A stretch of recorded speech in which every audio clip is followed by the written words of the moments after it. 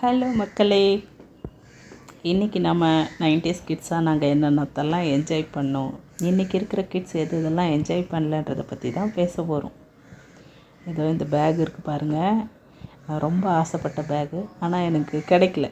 அந்த வயசில் நமக்கு ஜோல்னா பை, துணிப்பை தான். அப்போ அது கிடைக்கல. ஒன்ஸ் நான் ஜோல்னா பையிலேருந்து இந்த பைக்கு மாறினப்போ புது பை ட்ரெண்ட் ஆகிடுச்சு. அதே மாதிரி மஞ்சா பை தான் எங்கள் லஞ்ச் பேகு. ஒயர் கூட வச்சுருக்கிறவங்களாம் பணக்கார வீட்டு பசங்க.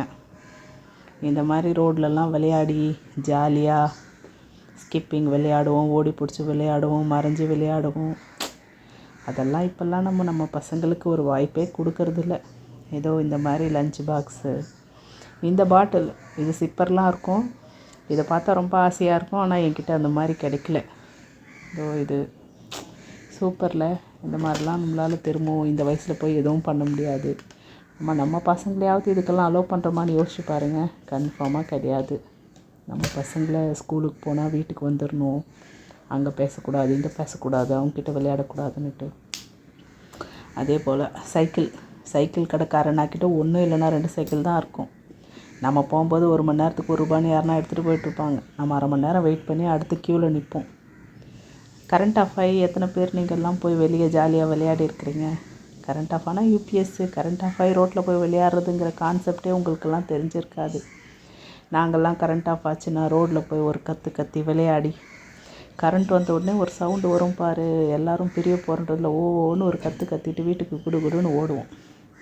ஸ்கூலுக்கு போகும்போது இதெல்லாமே 5 ரூபா, 5 காசு, 10 காசு, அதுக்கு மேலே இருக்காது.